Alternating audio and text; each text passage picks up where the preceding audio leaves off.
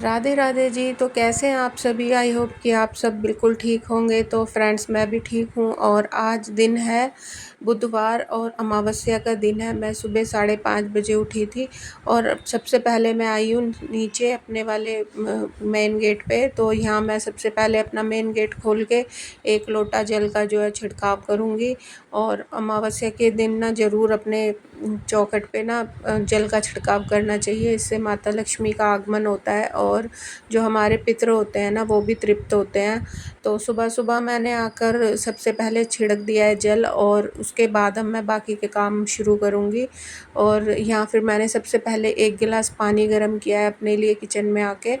तो रात को मैंने किचन को बहुत अच्छी तरह से क्लीन करके छोड़ दिया था और इसके बाद अभी मैं नहा धो के फिर दोबारा से चूल्हा वगैरह साफ़ करके फिर मैं पितरों के लिए खाना बनाऊँगी।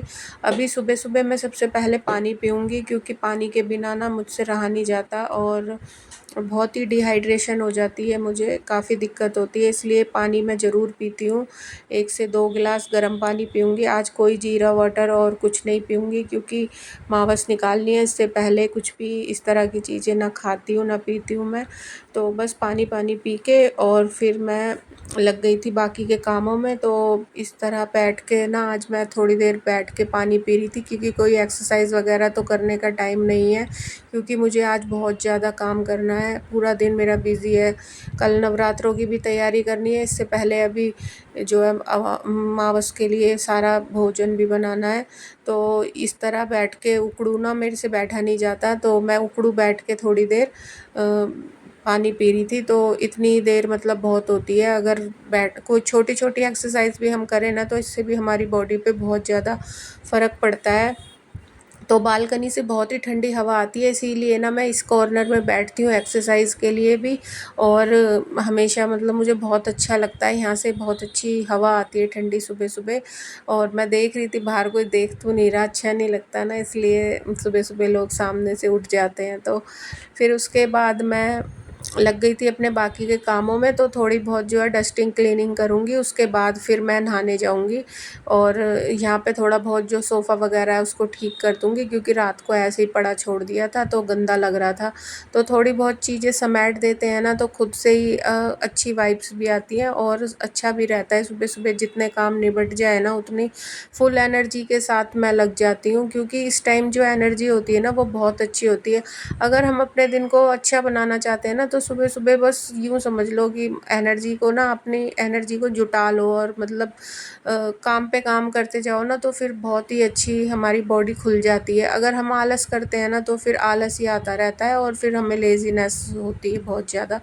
तो बस इसके बाद मैंने एक बार झाड़ू भी फेर दी थी। तो मेड तो आएगी, अपने टाइम पे लगाएगी, पर अमावस्या के दिन ना एक बार झाड़ू, वैसे मैं सुबह कोशिश करती हूँ मंदिर और किचन में तो हमेशा मैं ही लगाती हूँ झाड़ू और पोछा भी।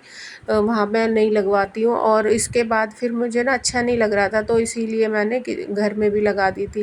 इसके बाद मैं नहाने चली गई किचन में पोछा लगा के, और फिर जो है ना, मैंने सारा पितरों का खाना बना लिया है। और हस्बैंड ने मावस निकाल दी थी और बेटे से भी ना मैं ज़रूर भोग लगवाती हूँ, ताकि उसे भी ना पितरों का आशीर्वाद मिले, हमारे बड़े बूढ़ों का।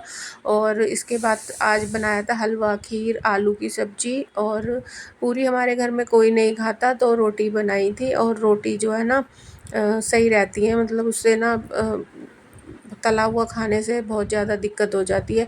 तो करीब 12 बजे के आसपास मैं अपना जो है नाश्ता, खाना, लंच यही है अब जो भी है मेरा।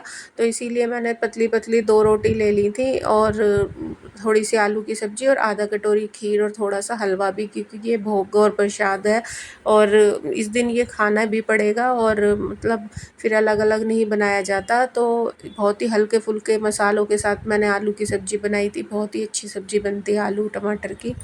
इसके बाद जो है फिर मैंने अपनी थोड़ा बहुत रेस्ट किया, वीडियो वगैरह एडिट करी और उसके बाद फिर मैं लग गई थी मंदिर की क्लीनिंग में। तो आज मुझे मंदिर को अरेंज करना है, तो मैं मंदिर में जो है ना झाड़ू और पोछा लगा के और मंदिर को बिल्कुल अच्छे से साफ़ कर लूँगी। तो मंदिर में ना मैंने सोचा था पेंट करने के लिए, तो लेकिन इतना टाइम था नहीं और अब मुझे मंदिर लगाना है। कल नवरात्रि है, तो अभी मैंने सारा सामान जो है ना बाहर निकाल के रख दिया है। मंदिर में से। ये मेरा मंदिर वाला कमरा है और इसमें ना मेरा बेटा पढ़ाई करता है और मंदिर है। तो यहाँ मैं सारे पर्दे वगैरह भी चेंज करूँगी। तो इससे पहले मैंने ना सारा सामान हटा के, मंदिर को भी हटा के पूरा अच्छे से क्लीन किया है, जो भी यहाँ पे कूड़ा कचरा है। और जब इस तरह की डीप क्लीनिंग करते हैं ना तो बहुत ज़्यादा काम फैल जाता है। उसके बाद फिर मैंने सारा झाड़ू पोछा लगा के साफ़ कर दिया और फिर पर्दे उतारे, रॉड वगैरह साफ़ करी, सारे शीशे साफ़ करे।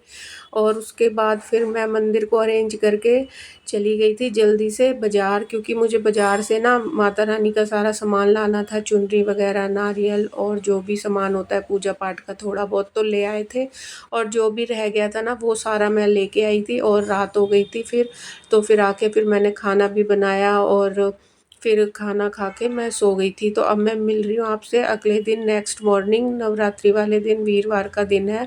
और मैं सुबह उठ गई थी 6 बजे से पहले और हस्बैंड को आज जाना था किसी मीटिंग में। तो आज मुझे खाना वगैरह ना ऐसी कोई वो नहीं थी कि बनाना ही है सुबह, ज़रूरी नहीं था, क्योंकि वो तो चले गए थे। और मेरा और बेटी का आज फास्ट है और बेटा तो दिन में खाएगा नहीं, क्योंकि वो कुछ अलग अलग ही खाता है, शेक वगैरह और चने वगैरह वो खा लेगा, बस पापा के लिए ही मुझे बनाना होगा। तो मैंने सबसे पहले तो अपने नीचे वाले फ्लोर की धुलाई करी, मेन गेट की। और धुलाई करने के बाद जो है ना मैंने सारा पाइप लेके जीना धोया और नीचे जो होता है ना मेन गेट वो सारा धोया। उसके बाद आके ऊपर जाले वगैरह साफ़ करे, क्योंकि कल मुझे इतना टाइम मिला नहीं सफाई करने का, बस मंदिर ही साफ़ कर पाई थी मैं। उसी में ही मुझे पूरा दिन हो गया था, आधा दिन तो अमावस्या में ही निकल गया था। और उसके बाद 12 बजे जब खाना खा के फिर मैंने थोड़ा रेस्ट भी किया 1 आध घंटे, क्योंकि इतनी देर खड़े खड़े ना पैर भी बहुत थक जाते हैं। उसके बाद फिर मैं बाज़ार गई और अब जो है ना मैं अच्छे से अपना जो ये लिविंग रूम है इसकी क्लीनिंग कर रही हूँ। तो ये तो डेली का ही काम होता है, लेकिन अभी आजकल डस्ट बहुत ज़्यादा आ रही है, पता नहीं फिर से अक्टूबर का महीना लगते ही पराली वाला मौसम आ जाता है ना इस टाइम। बहुत ज़्यादा मतलब हवा में गंदगी, मिट्टी, धूल मिट्टी होती है। मतलब आप अभी कपड़ा मारोगे और थोड़ी देर बाद ना फिर डस्ट दिखाई देगी। और इन हत्थों पे ना सोफ़े के मैं 2-3 बार कपड़ा दिन में लगा देती हूँ, यहाँ बहुत जल्दी रेत दिखाई देता है। तो मैंने सोफ़े को बहुत अच्छी तरह से झाड़ लिया था कपड़े से, और ना सोफ़े के पीछे से भी झाड़ू वगैरह लगा के सारा कूड़ा कचरा मतलब रेत वगैरह हटाई थी, सारी अच्छे से क्लीनिंग करी थी आज मैंने। और फिर इसके बाद जो है ना मेड भी आके झाड़ू पोछा लगा के चली गई थी। और मैं अब नहाने जाऊंगी और नहाने के बाद फिर कलश स्थापना वगैरह करेंगे हम लोग। तो कलश स्थापना जो है ना हमने दिन में करी थी 11 बजे के आसपास, जब अभिजीत मुहूर्त होता है ना 11:30 बजे के आसपास, उस टाइम करी थी, क्योंकि सुबह एक छोटा सा ही मुहूर्त था तो उसमें तो पॉसिबल ही नहीं था इतना सब करना। तो फिर मैंने आराम से तसल्ली से करी, क्योंकि स्थापना में टाइम बहुत ज़्यादा लग जाता है पहले दिन जब कलश स्थापना करते हैं। तो आज बेटी ने भी फास्ट रखा है और पहली बार वो ना नवरात्रे का व्रत उसने उठाए हैं, तो बड़ी खुश है वो। और मेरी बहुत हेल्प करी उसने, साथ साथ काम भी करवाया। और अभी जो है ना मैं भी नहा के आ गई थी और मैंने रेड कलर का सूट डाल लिया था। साड़ी वगैरह ना बांध के मुझसे काम नहीं करा जाएगा गर्मी में, और इतनी हल्की फुल्की साड़ी ना अब इस कलर की रेड वेड पहन चुकी हूँ मैं, पहले भी पहन ली थी तो और थी भी नहीं, तो फिर मैंने सोचा सूट ही डाल लेती हूँ। तो मन नहीं था मेरा साड़ी डालने का। फिर यहाँ मैंने ना जो माता रानी को उनको स्नान करा दिया था गंगा जल से और फिर उन्हें स्थापित कर दिया है। तो ये चौकी जो है ना मैंने अभी सुबह लगाई है। और मंदिर में तो मैंने सारी मूर्तियाँ वगैरह कल साफ़ करके रख दी थी, कपड़ा वगैरह भी कल बिछा दिया था अच्छी तरह से। और अब मैंने जो है ना कलश पे जल भर लिया था और कलश में स्वास्तिक और ओम बना के और कलश में डाल दी लौंग, इलायची, केसर वगैरह और जो भी सामग्री कलश स्थापना में इस्तेमाल करी जाती है वो सब डाल के चुनरी और नारियल से कलश को स्थापित कर दिया है एक चौकी पे। और ये लाल कपड़े बहुत ही प्यारे लग रहे थे जो मैंने बनाए थे वेलवेट के, तो बहुत ही सुंदर उभर के इनका कलर आ रहा था। इससे माता रानी के जो दरबार में है ना 4 चाँद लग गए थे। और बस फिर ये सिंपल सी पूजा होती है। और ये जो है ना मैंने ज्वारे बनाने के लिए ये जौ हैं वो सुबह भिगो दिए थे पानी में 1-2 घंटे पहले। तो ये फूल जाते हैं ना तो बहुत जल्दी ज्वारे जो है ना वो निकल आते हैं। तो रेती मेरे घर में ही रखी रहती है, तो मैंने ऊपर से मंगवा ली थी, छत पे मैंने मंगा के रख रखी है। हर बार ना फिर ढूंढनी पड़ती है, रेती की बहुत परेशानी होती है। तो ये रेता साफ़ सुथरा लेके रख रखा है हमने। फिर इसको पानी से भिगो के ज्वारे डाल के फिर मैंने इसको भी स्थापित कर दिया है। तो ये कलश स्थापना और ये सब हो गया है। इसके बाद मैंने मंत्र से अभी वो किया है, माता रानी की जोत को प्रज्वलित। तो अखंड जोत जगने के बाद ना घर में एक अलग ही वाइब्स और पॉजिटिविटी आ जाती है। माता रानी का आगमन जो है ना वो हमारे घर में हो चुका है और बहुत ही अच्छा लगता है, बहुत सुकून मिलता है, बहुत शांति लगती है घर में, बहुत ही मतलब आत्मा प्रसन्न होती है। और आप सब भी महसूस करते होंगे ना कितना अच्छा लगता है कि जब हम कलश स्थापना करते हैं माता रानी के, जो ये 9 दिन होते हैं ये कितने ज़्यादा मतलब अच्छे होते हैं। इनमें अलग ही हमारे अंदर एनर्जी और बहुत ही अच्छी एक वाइब्स आ जाती हैं। और मैंने भी इस बार ना 9 व्रत रखे हैं, वैसे मैं आगे पीछे के रखती हूँ, पर जो है ना इस बार मुझे तो बहुत अच्छा लग रहा था, अंदर से ही मतलब बहुत अच्छा फ़ील हो रहा था। तो फिर जब माता रानी इतनी शक्ति दे रही हैं तो फिर हम क्यों ना करें, है ना। हम इसीलिए तो नहीं कर पाते कि हमारे अंदर मतलब हमें अपने घर की ज़िम्मेवारियाँ पहले निभानी होती है, लेकिन अगर साथ में इतनी शक्ति भी मिल जाए और फिर हम ये भी कर सकें तो फिर करना चाहिए। जब तक करा जा रहा है तब तक तो करना ही चाहिए। तो आज मैंने भी ना नवरात्रे का व्रत किया है और फिर मैंने कलश स्थापना ये सब करने के बाद बस अब मैंने बेटी से फिर उसको भी टीका वगैरह कर दिया था और अपने भी टीका कर लिया था, क्योंकि बेटी भी ये भी मेरी माता रानी ही है। और बस इसका जो आज पहला व्रत है तो मुझे थोड़ा अजीब लग रहा था, लेकिन चलो अब इसके बाद बस मैंने इसको तो धोख खवा के भेज दिया था कि अब ये चाय पानी पी लेगी, अपना फल वल खा लेगी, क्योंकि इसकी तो हो गई पूजा, बस इतनी पूजा बहुत है माता रानी का। इसने जोत बत्ती सब कर ली और पुष्प वगैरह चढ़ा दिए और बहुत इसने मतलब मदद करी। उसके बाद मैं करूँगी अब दुर्गा सप्तशती की पूजा। तो उनकी मैंने पुस्तक को प्रणाम करके और फिर पुष्प वगैरह अर्पित करे हैं और उन्हें एक आसन दे के फिर मैं अब उनका पाठ करूँगी। और इस पाठ में बहुत ज़्यादा समय लग जाता है, पहले नवरात्रे पे तो थोड़ा ज़्यादा लगता है, उसके बाद फिर डेली इसका पाठ करूँगी। तो फिर इस तरह मेरी जो है ना संपूर्ण हो गई है, मतलब शुरुआत हो गई है आज कलश स्थापना से मेरे नवरात्रों की। और घर में अलग ही जगमग जगमग ज्योति जो है माता रानी का अलग ही वो ऑरा बन जाता है एक। तो मंदिर में तो भाई थोड़ा-सा अलग ही वाइब्स आ रही थी। उसके बाद फिर मैंने खाया एक एप्पल और एक संतरा खाया और 2-3 गिलास पानी पिया, क्योंकि सुबह से पानी नहीं पिया था मैंने।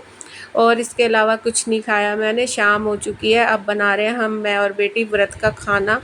तो बेटी को मैंने दिया था कुट्टू का आटा पीसने के लिए और मैं भिगो रही हूँ ये 2 चम्मच सामक के चावल खीर बनाने के लिए, क्योंकि मीठे में कुछ ना कुछ बनाना है तो सामक की खीर जो है ना वो बहुत सही लगती है, जल्दी भी बन जाती है और इजी भी है। और यहाँ जो कुट्टू का आटा है वो हम घर का ही पिसा यूज़ करते हैं। आजकल बाज़ार के आटे में ना मिलावट भी होती है और बहुत ज़्यादा छिलके वगैरह होते हैं, तो मतलब वो खाने में गले में चुभता भी है। तो ये आटा पीस के रख लिया है, तो बहुत ही कम इस्तेमाल करूँगी मैं आटा, मतलब बेटी ने तो आगे पीछे के ही रखे हैं और मैं तो कुछ भी बना लूँगी। मैं तो सामक की खिचड़ी भी खा लेती हूँ। तो मैंने ना अभी फ़िलहाल तो अपने लिए घिया की सब्ज़ी बनाई है। तो देसी घी में मैंने घिया, टमाटर और हरी मिर्च डाल के और सेंधा नमक और काली मिर्च डालूँगी इसमें हल्की सी, तो बहुत ही अच्छी सब्ज़ी बनती है, टेस्टी भी लगती है और वेट लॉस के लिए तो बहुत ही अच्छी है। मतलब इससे ना एनर्जी भी रहेगी और घिया तो आपको पता ही है कितना अच्छा रहता है। तो ऐसा नहीं है कि व्रत में आलू ही आलू खाने हैं हमें, कि व्रत का मतलब ये नहीं है कि ना हमने कोई चिप्स खाए, ना बाज़ार में इतना कुछ सामान मिल रहा था लेकिन हम कुछ भी ख़रीद के नहीं लाए, और ना ही हम व्रत में कभी ये सब खाते हैं। और ना हम चिप्स खाते हैं आलू के, ना कुछ और साबूदाने के पापड़ वगैरह। मतलब कल इतनी भीड़ थी, इतना रश था बाज़ार में, मैंने बहुत दुकानों पे देखा कि ये खाने पीने का सामान ना बहुत ज़्यादा लोग ख़रीदते हैं। तो व्रत में ये सब खा के मतलब खैर चलो अपनी अपनी श्रद्धा है, मतलब वैसे व्रत का जो मतलब है ना उसमें ये सब अपने ही हाथ से बना भोजन जो है ना वो ग्रहण करना चाहिए। बाहर पता नहीं कैसी कैसी चीज़ें डाल के वो लोग बनाते हैं, तो उसमें इतनी शुद्धता और सफाई नहीं होती, इसलिए ना कोशिश करनी चाहिए कि व्रत का मतलब ही यही है, अपने हाथ से माता रानी को भोग लगाओ, अपने ठाकुर जी को भोग लगाओ और उसके बाद फिर उस भोग को ग्रहण करो, तो उससे बहुत अच्छी ना अंदर एनर्जी और ये सब रहता है। तो फिर उसके बाद मैंने बना दी थी ये आलू टमाटर की थोड़ी सी सूखी सब्ज़ी, क्योंकि ये मेरी बेटी को बहुत पसंद है, तो वो खा लेगी और बाकी सब्ज़ी बचेगी तो घर वाले जो है ना वो भी खा लेंगे, तो इसलिए थोड़ी एक्स्ट्रा भी बना ली है मैंने। और मैं तो घिया की सब्ज़ी खाऊंगी और इसके साथ ना 2 कूटू की रोटी, ये रोटियां मुझे बहुत पसंद है। तो इसमें मैंने 2 मीडियम आलू और सेंधा नमक डाल के ना मैं इस आटे को गूँथ लूँगी और इसकी ना फिर रोटियां बना लूँगी। तो पूरी वगैरह मैं नहीं बनाऊँगी, क्योंकि पूरी हम लोग कभी नहीं बनाते, हम तो हमेशा ऐसे पराठे टाइप से बना लेते हैं, रोटी सेक के और उस पे घी लगा लेते हैं, तो बहुत ही अच्छी करारी सी ना इसकी क्रिस्पी रोटी बन के तैयार हो जाती है। मैं रोटी कह रही हूँ, ये पराठा ही बन जाएगा हल्का सा घी लगाने के बाद तो। और चाहो तो रोटी भी बना सकते हैं, बाद में घी लगा लो इस पे, बहुत ही बिल्कुल भी ये गले में लगती नहीं है। और इसमें बिल्कुल भी देखो मैंने पानी भी यूज़ नहीं किया, सिर्फ आलू के साथ ही ये ना गूँथ लिया था और 5 रोटी बन के तैयार हुई थी, हम दोनों ने 2-2 ले ली थी ये। और थोड़ी सी ना मैंने साबूदाने की खिचड़ी भी बनाई थी, तो बेटी का मन था, उसको सुबह से कह रही थी मम्मी साबूदाने की खिचड़ी बनाना, तो मैंने थोड़ा सा साबूदाना भी भिगो दिया था और हल्का सा टमाटर डाल के बस। और हम ना जीरा नहीं खाते हैं, तो फिर इसलिए मैं जीरा नहीं डालती हूँ। अगर मतलब लोग हो, मैंने देखा है बहुत लोग जीरा भी डाल लेते हैं नवरात्रों में। सबके अपने अपने देखो वो होते हैं, कोई कुछ खाता है कोई कुछ नहीं खाता है, बहुत से लोग टमाटर भी नहीं खाते, लेकिन हम टमाटर खा लेते हैं। इसके बाद ये मैंने साबूदाना बना दिया था थोड़ा सा, बस ऐसे आलू वगैरह नहीं डाला क्योंकि आलू तो पहले से ही था। तो मैंने माता रानी को और ठाकुर जी को भोग लगा दिया, उसके बाद फिर भोग जो है ना हमने अपनी अपनी थालियों में डाल लिया था। तो यहाँ अब हम दोनों ने अपनी अपनी थालियाँ लगा ली है। तो बेटी तो घिया की सब्ज़ी बिल्कुल नहीं खाएगी, उसने ली थी साबूदाने की खिचड़ी, चटनी, आलू और रोटी और थोड़ी सी खीर। और ना ये घिया की सब्ज़ी है ना, अगर आप इसके साथ दही डाल के खाओगे ना तो ये बहुत ही टेस्टी लगती है, दही के साथ कभी ट्राई करना। और ये घिया की सब्ज़ी बहुत ही अच्छी लगती है, इसके साथ ना चावल भी बना सकते हैं समा के, वो भी बहुत अच्छे लगते हैं। या समा के चावल में मैं तो मतलब घिया आलू और ये टमाटर वगैरह डाल के खिचड़ी भी बना लेती हूँ। मैंने ना पिछले नवरात्रों में 2-3 रेसिपी भी शेयर करी हैं, आप जाओ ना तो देख सकते हो, मैं लिंक दे दूँगी। तो आज का व्लॉग कैसा लगा आप कमेंट कर